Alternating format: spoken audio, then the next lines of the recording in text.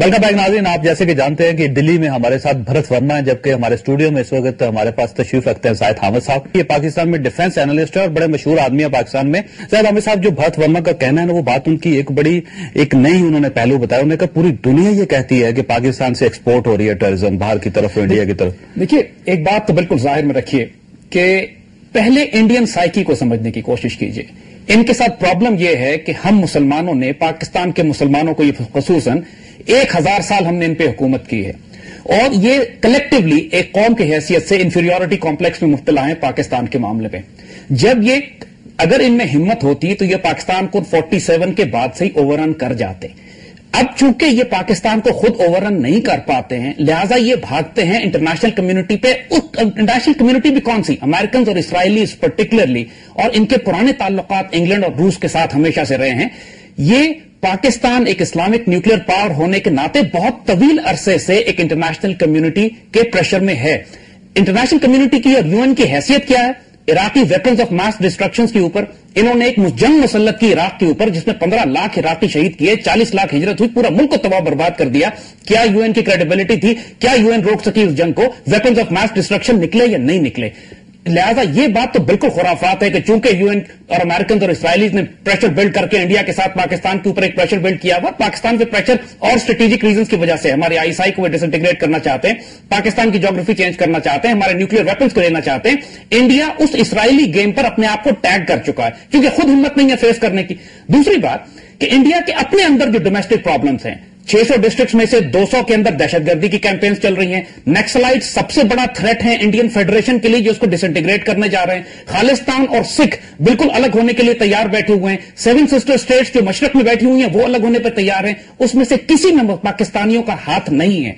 Indian prime minister कह चुका है कि सबसे बड़ा थ्रेट इंडियन फेडरेशन को नक्सलाइट से है, जो नक्सलबाड़ी से लेकर तमिलनाडु तक फैले हुए हैं।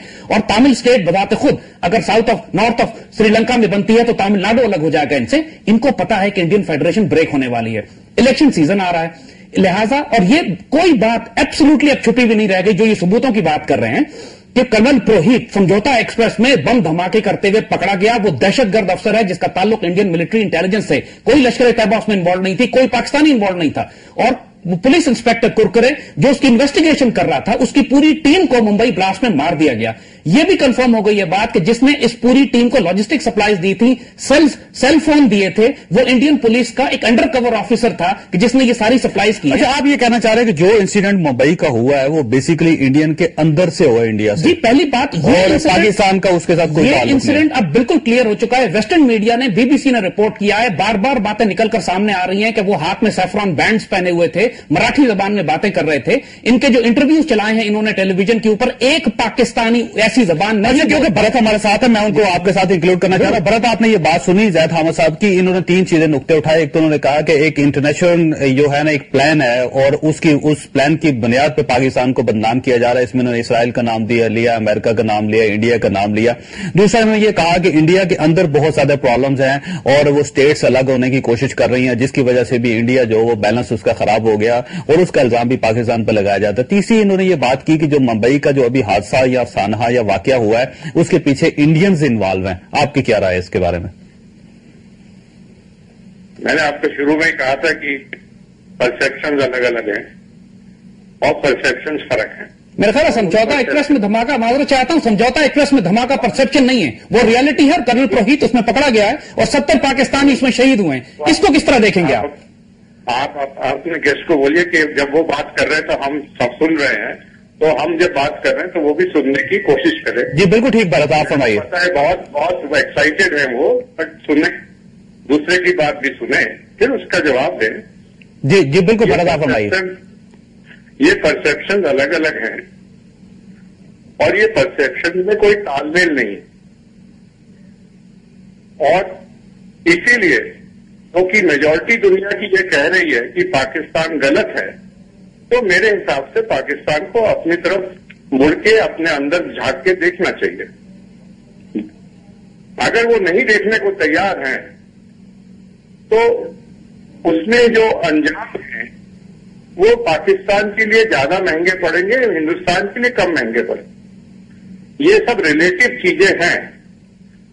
पाकिस्तान की अंदरूनी क्या पोजीशन है اس کا آگے کیا ہوگا یہ پاکستان کو سوچنا ہے. پاکستان کی اپنی زمین ہے, اور اگر پاکستان کو یہ سمجھ میں نہیں آ رہا ہے تو اس کے جو انجام ہوں گے وہ زمین پہ سامنے ہوں گے اور وہ وقت بتائے گا. دیکھیے بھرت ایک دو چیزیں اور بھی ہیں. مثلا دیکھیں کہ بلوچستان میں یہ شواہد ملے ہیں, یعنی ایویڈنس ملے ہیں کہ یہاں پہ را انوالو تھی. اس کے علاوہ فاٹا جو ہمارا علاقہ ہے جس کے اوپر ابھی ایک وار اس میں جاری ہے انڈیا کی, اور اس میں انڈیا کی انوالومنٹ جو وہ ثابت ہو چکی ہے. یہاں پہ بے شمار ایسے افسر پکڑے گئے ہیں جن کے پاس انڈین آئیڈینٹی کارڈ تھے, اور اس کے علاوہ کوئی ان کے پاس کاغذات بھی تھے. تو ایویڈنس جو پاکستان میں انوالومنٹ ہے را کا وہ تو ساری دنیا کو پتا ہے. اگر ہم اسی طرح الزام لگانا شروع کر دیں انڈیا کے اوپر تو پھر تو حالات زیادہ خراب ہوں گے. نہیں, انڈیا کے اوپر آپ الزام لگائیے, ضرور لگائیے, اور پرابلم یہ ہے کہ جو آپ کے ایویڈنس ہوتے ہیں جب آپ یہ کہتے ہیں کہ ساری دنیا کو پتا ہے تو ساری دنیا صرف پاکستان میں سمٹ کے رہ جاتی ہے.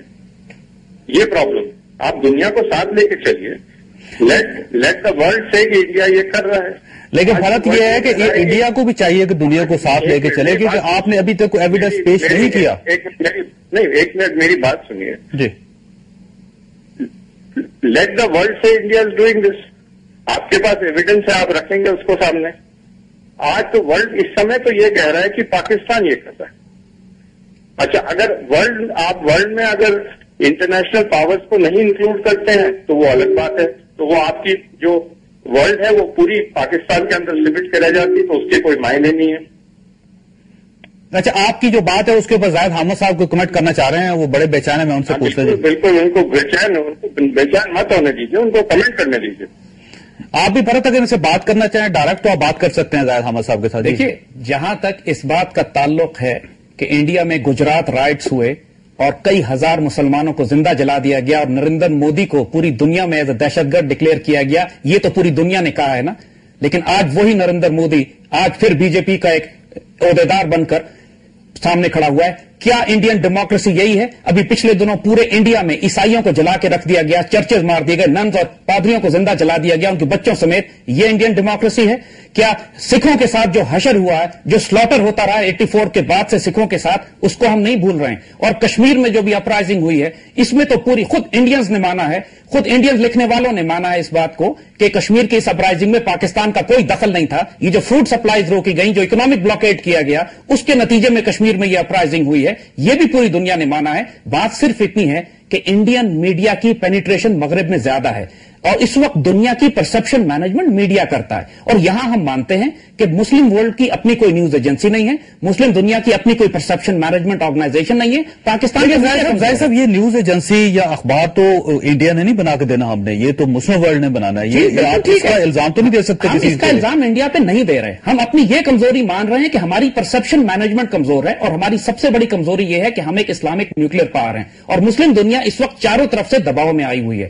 اور اس وقت اگر اسلامی دنیا میں کوئی ملک ایسا ہے کہ جو اسرائیل اور انڈیا دونوں کو ایک ساتھ تھریٹ کر رہا ہے تو پاکستان ہے. اور آپ کو معلوم ہے کہ اچھی طریقے سے کہ ممبئی آپریشن میں موساد انوالوڈ ہے. موساد نے اور انڈیز نے 1984 میں بھی پاکستان پر جوائنٹ سٹرائک کرنے کا پلان بنایا تھا ہمارے نیوکلیر ایسٹ کو تباہ کرنے کے لیے. اور جہاں تک دہشت گردی کی یہ بات کرتے ہیں, ہم 1971 کو بھی نہیں بھولیں جب ایسٹ پاکستان کی انٹرنیشنل بارڈرز کے اکراس انہوں نے فوجیں بھیج کر مشرقی پاکستان توڑ کر الگ کیا تھا.